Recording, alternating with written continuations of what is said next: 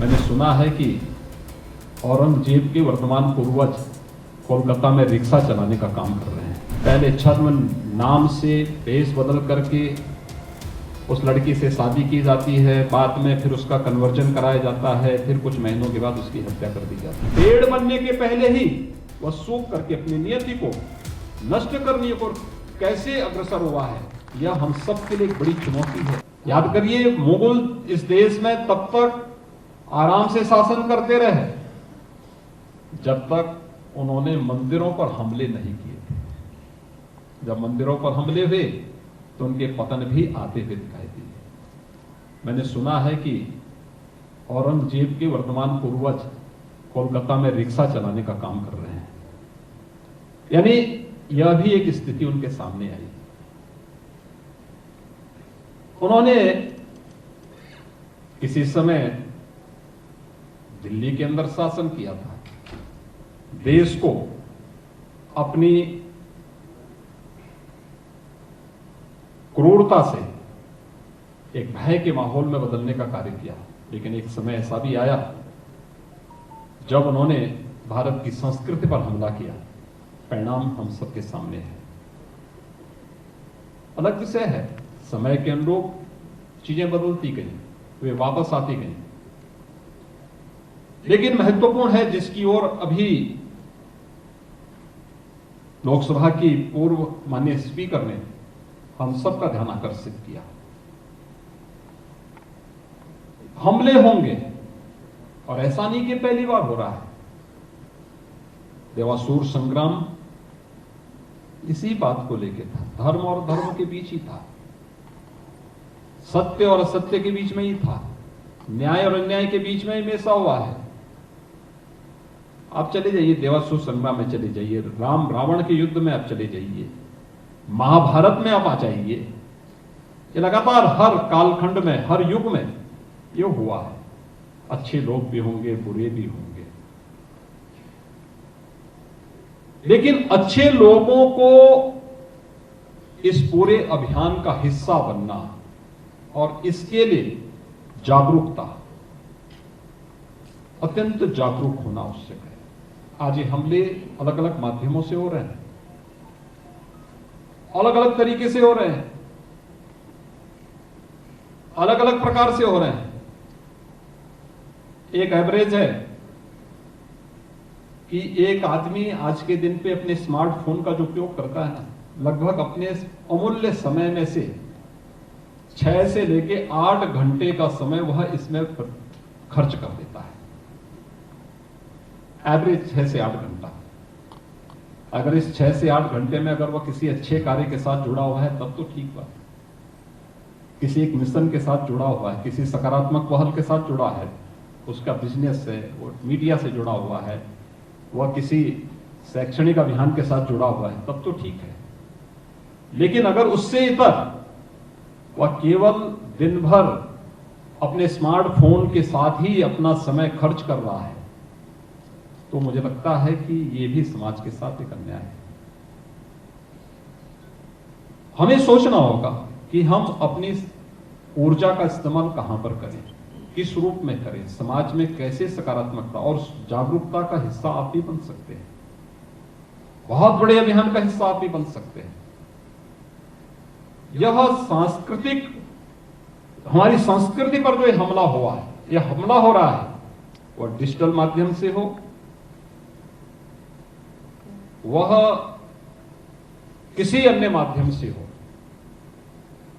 उसके तौर तरीके बदले हैं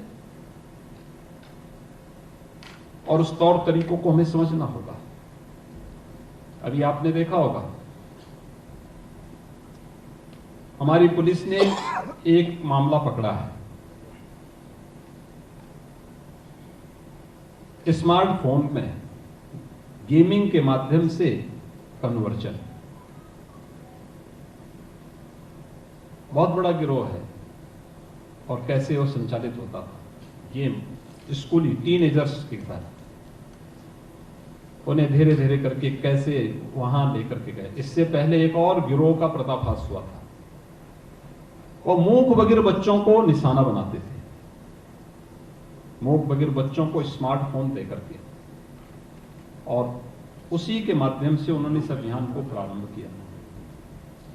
और उनका जो दायरा था केवल यूपी नहीं था, देश के 25-30 राज्यों तक वे लोग अपने इस दायरे को फैलाए थे।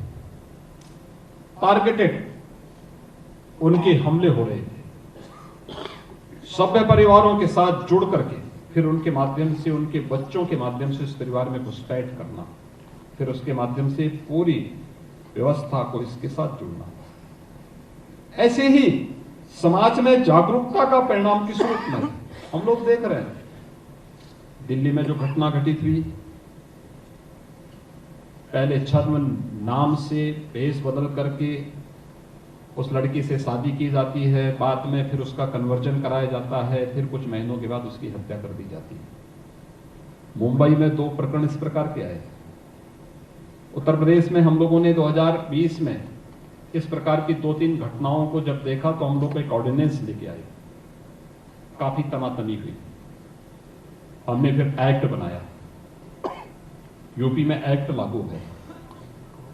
तब भी घटनाओं को हम लोग जब देखते हैं, हमें लगता है कि समाज में, परिवार में व्यापक जागरूकता की आवश्यकता है। और सांस्कृतिक योद्धाओं का काम आज के दिन पर इन सब गतिविधियों पे, कानून अपना काम करेगा, आप कानून को हाथ में मत दीजिए, आप पुलिस को सूचना दीजिए, लेकिन पुलिस की बात बाद में आती है।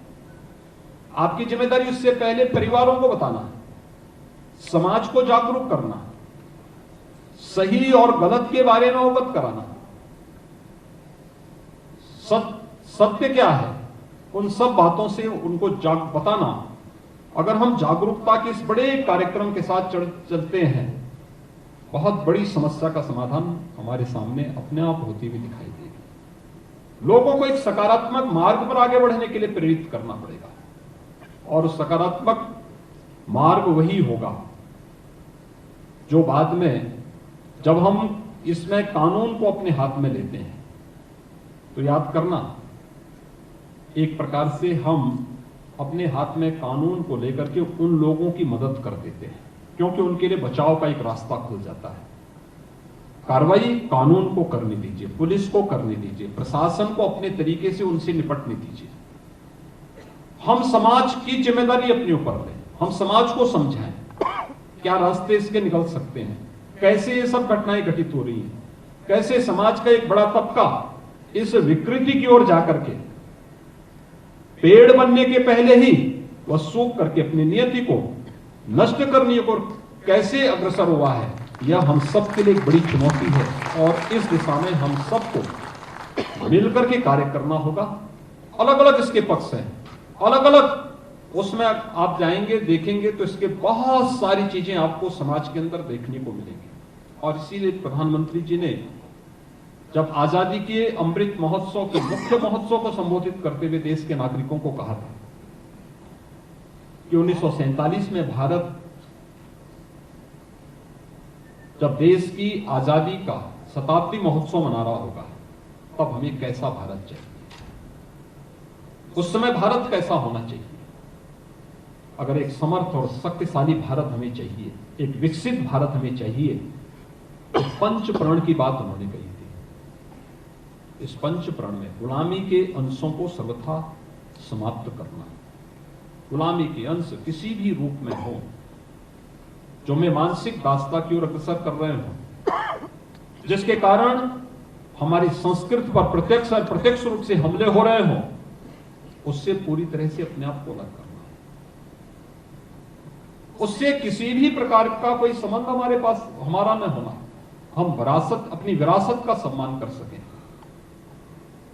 हमें समझना होगा हमारी जो परंपराएं हैं, हमारी जो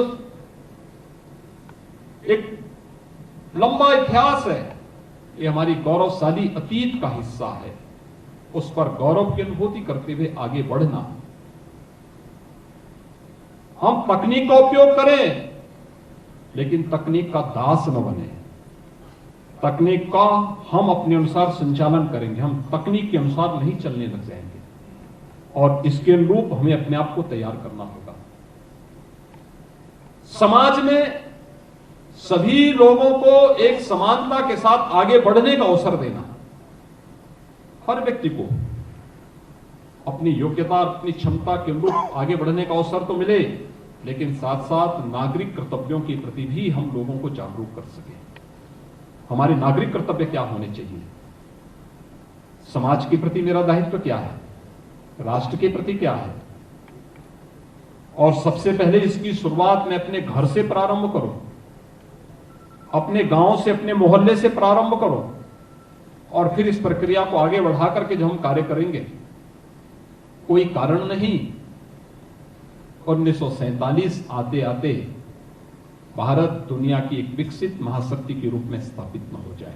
140 करोड़ लोगों को इस संकल्प के साथ जुड़ना होगा।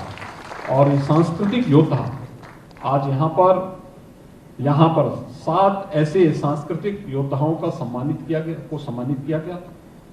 आने वाले समय में आप भी इस अभियान के हिस्से बने, इस विश्वास के साथ मैं उदय माहुरकर जी को, जिनके बारे में ये कहा जाता है कि केंद्रीय सूचना आयुक्त के रूप में आरटीआई से जुड़े हुए सर्वाधिक मामलों का उन्होंने एक दिन में निस्तारण करने का और अपने पूरे कार्यकाल के दौरान भी बहुत अच्छी मेरिट के आधार पर उनके निस्तारण करने का उनके नाम पे रिकॉर्ड है। इस अवसर पर उन्हें हृदय से धन्यवाद देता हूं और विश्वास करता हूं कि यह अभियान निरंतरता को प्राप्त करें। आप सबके प्रति मेरी शुभकामनाएं। धन्यवाद। जय हिंद।